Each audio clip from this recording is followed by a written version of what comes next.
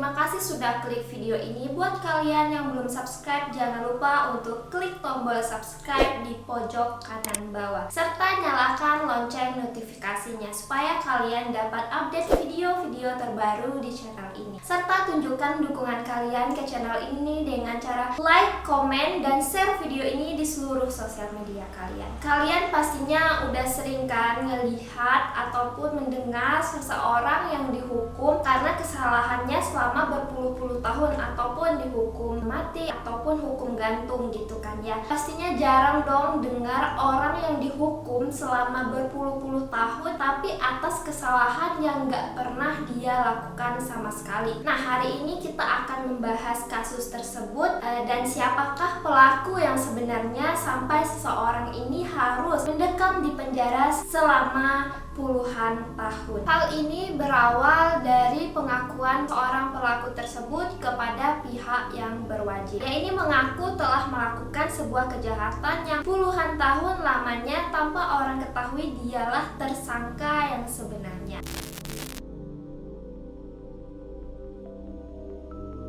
Pria tersebut bernama Lee Jun-jae. Lee Jun-jae merupakan seorang pembunuh berantai asal Korea Selatan. Dia dikenal karena dia itu nggak punya rasa bersalah terhadap korban ataupun keluarga korban. Dan dia juga terkenal tidak pandang bulu siapa yang dipilih sebagai target. Lee Jun-jae dikenal dengan The Hwang-seong Strangler atau yang dikenal dengan Zodiac Killer. Lee Jun-jae ini lahir pada 31 Januari 1963 di Hwangseong, Gyeonggi, tempat dia tinggal selama 30 tahun lamanya. Waktu masa kecilnya ini, Lee Jun-jae mengalami hal yang enggak mengenakan karena dia mendapati bahwa kakak perempuannya ini meninggal karena tenggelam. Nah, setelah kematian kakaknya ini, Lee Jun-jae ini juga mengaku bahwa kakaknya telah melakukan sexual abuse sama Lee Jun-jae. Menurut para peneliti juga mungkin mengakibatkan Lee ini bersikap demikian terhadap korban-korbannya dan melakukan kekerasan seksual. Namun hal ini tidak dapat dipastikan menjadi penyebab utama Lee Jun-jae ini menjadi seorang yang kejam, karena di beberapa kasus memang ada orang yang menjadi korban sexual abuse kemungkinan juga menjadi pelaku di kejahatan yang sama. Tapi hal ini tidak dapat dibuktikan. Setelah lulus sekolah menengah atas, Lee ini mendaftarkan diri ke Angkatan Darat Republik Korea. Dia ini bertugas menjadi supir tank. Namun dia diberhentikan pada 23 Januari 1986.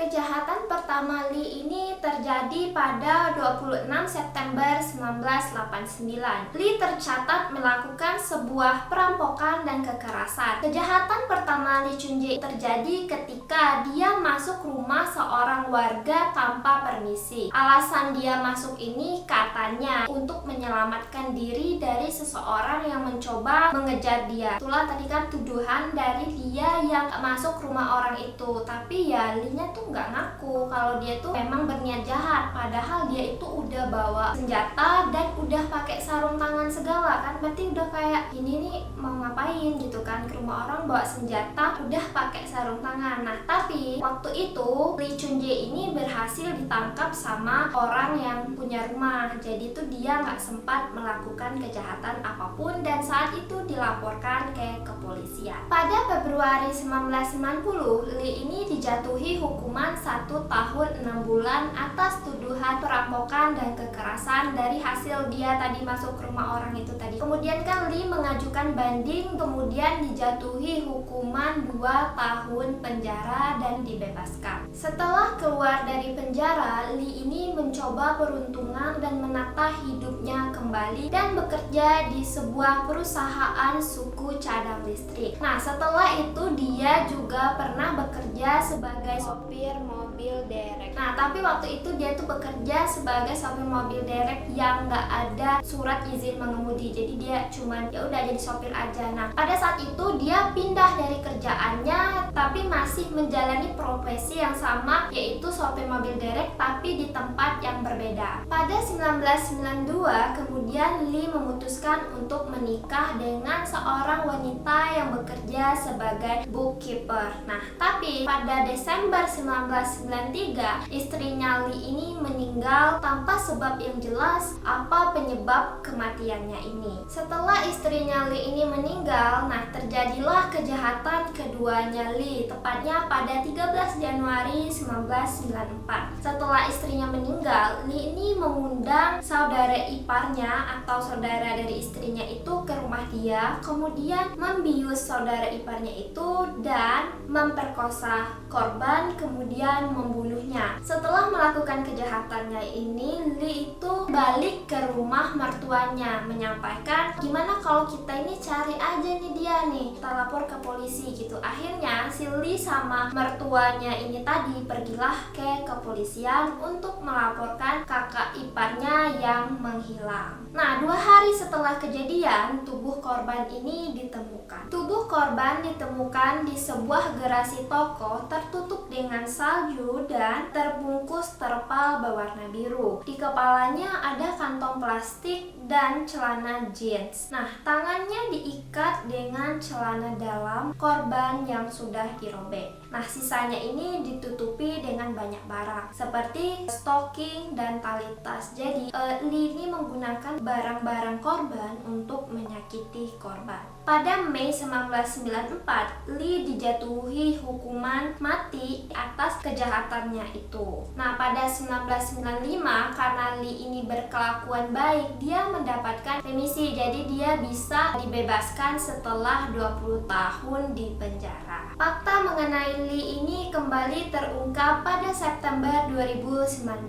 Kepolisian Korea Selatan ini kembali menyelidiki kasus yang udah puluhan tahun belum terpecahkan dengan cara analisis DNA. Nah, dimana yang kita tahu kan saat ini tuh analisis DNA atau penyelidikan lainnya tuh otomatis udah jauh lebih maju daripada tahun-tahun sebelumnya. Kepolisian pun kembali menyelidiki kasus yang udah lama ini atau kasus yang dikenal dengan pembunuhan Hwang Seong. Pembunuhan Hwang Seong ini merupakan rantaian peristiwa pembunuhan dan pemerkosaan yang terjadi di daerah Hwang Seong antara tanggal 15 September 1986 dan April 1991. Pembunuhan ini bisa dikatakan pembunuhan yang sangat brutal pada saat itu karena korban ini meninggal dengan cara dicekik, kemudian diperkosa, dan barang-barang yang korban miliki ini dijadikan sebagai alat untuk pelaku ini melakukan kejahatannya. Misalnya nih, mulut korban yang disumpal dengan stocking ataupun tangan korban yang diikat dengan celana dalam yang sudah dirobek. Bisa kan dibayangin, kayak gak masuk akal aja itu hayalannya gitu. Nah, pada saat itu Korea Selatan ini dihebohkan dengan kasus ini, terutama di wilayah Hwang Seong ini. Nah, 1 orang aja kan yang meninggal kayak udah bikin heboh. Nah, ini tuh berturut-turut. Nah, orang jadi sangat waspada dan heboh banget waktu itu mengenai kasus ini. Nah, tapi sayangnya pelakunya ini belum ditangkap. Nah, pada saat itu ada seorang pelaku yang ditangkap. Nah, diperkirakan dia ini telah melakukan tindak kejahatan pemerkosaan terhadap seorang gadis. Kasus ini melibatkan 21.000 tersangka diselidiki dan dianalisis DNA-nya. Nah, jadi orang-orang yang udah di penjara ini diambil DNA-nya dan diselidiki dengan kasus ini apakah ada kecocokan atau enggak. Nah, pada saat itu Lee Chun-jae juga diselidiki dan dites DNA. Kemudian hasil tes DNA-nya Lee Chun-jae ini dinyatakan cocok dengan kasus pembunuhan yang terjadi pada 1986, yaitu pembunuhan Dae Hwang Seong tadi. Jadi saat itu kan udah dia diselidiki itu, tapi dia tuh nggak ngaku kalau memang dia yang melakukan kejahatan tersebut. Setelah menyangkal kejahatan tersebut, Lee pun mengakui semuanya dan menceritakan detail-detail detail kejadian yang terjadi pada saat itu, yang mana detail-detail ini cuman bisa diketahui oleh si pelaku. Nah, sedangkan si penyelidik pun nggak punya detail yang sedetail ini. Nah, karena katanya itu waktu itu kan tempat perkaranya itu udah kayak berantakan. Nah, apalagi itu udah tahun lama-lama gitu kan. Dan aku juga sempat nonton Memories of Murder, film yang terinspirasi dari kasus ini. Nah, kalau di filmnya ini tuh emang kayak kasusnya itu jadi berantakan karena beberapa kondisi yang nggak disengaja gitu loh, tanpa ada apa-apa gitu loh, sampai polisi ini susah untuk menyelidiki pelaku yang sebenarnya. Nah, pada saat 2019 ini seluruh Korea itu heboh dengan pengakuannya Lee Chun-jae ini. Kenapa? Karena Lee Chun-jae ini kan baru ngaku. Nah, sedangkan ada seorang laki-laki yang bernama Yoon Sang-yo ini tuh udah mendekam selama 20 tahun lamanya di penjara menanggung kesalahannya Lee. Jadi Yoon Sang-yo ini telah didakwa atas kasus pemerkosaan dan pembunuhan seseorang gitu kan. Padahal dia enggak melakukan apapun. Jadi pada 27 Juli 1989, Yoon Sang-yo yang saat itu berusia 22 tahun ditangkap sama kepolisian karena salah satu sampel korban ini tuh DNA-nya itu sama dengan DNA-nya si Yoon Sang-yo ini. Nah, makanya dia itu ditangkap, dan selama penyelidikan ini sebenarnya dia tuh udah menyangkal kalau dia itu enggak melakukan pemerkosaan dan pembunuhan itu. Nah, apalagi itu kan terjadi pada seorang gadis yang berusia 14 tahun yang bernama Park Sang-hee. Nah, dia tuh benar-benar bilang kalau dia tuh nggak melakukan hal tersebut. Tapi karena terus-terusan dipaksa dan diinterogasi dengan segala cara, akhirnya Yoon Sang-yo ini pun mengaku ke kepolisian dan dia didakwa hukuman mati. Nah, dia itu udah menjalani hukumannya selama 20 tahun lamanya, sampai karena dia terus-terusan berkelakuan baik, Yoon Sang-yo ini menerima pembebasan bersyarat. Meski dia ini telah dibebaskan, nah dia ini terus-terusan mendapat perlakuan yang nggak baik sama orang-orang di sekeliling dia. Karena kan kalau misalnya bukan di Korea aja, pokoknya kejahatan yang melibatkan anak di bawah umur, sanksi sosialnya itu kejam banget gitu loh. Nah, jadi orang-orang ini walaupun Lee ini udah di penjara, terus-terusan bilang itu kan dia yang pembunuh, kejam, pemerkosa, kayak gitu begitulah kan ya. Yoon Sang-yo nggak cuman mengalaminya itu di luar penjara, tapi di dalam penjara juga dia udah kayak dihakimi sama teman-temannya itu kalau dia tuh emang nggak pantas deh disebut sebagai manusia karena kejahatannya ini sangat brutal. Nah, sampailah pada September 2019 tadi Lee Chun-jae mengaku kalau dia itu bersalah. Nah, akhirnya si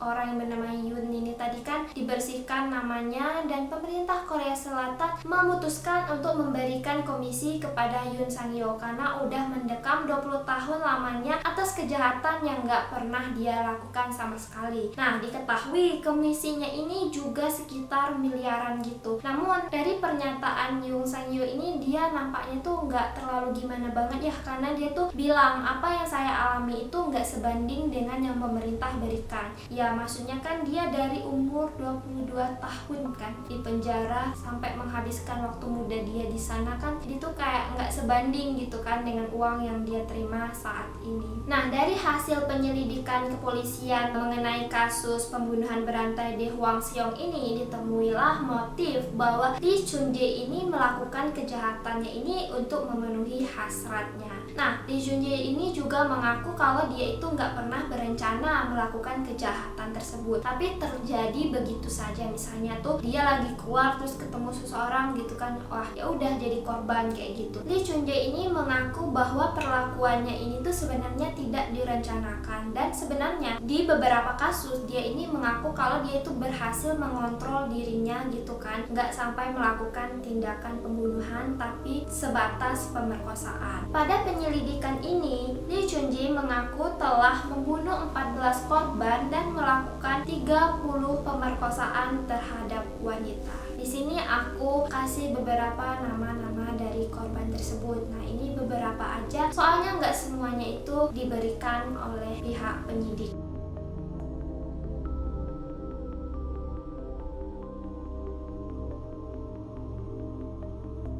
Oke semuanya, itu aja video kita hari ini. Semoga kalian suka videonya. Jangan lupa like, comment, dan share video ini. See you to another video.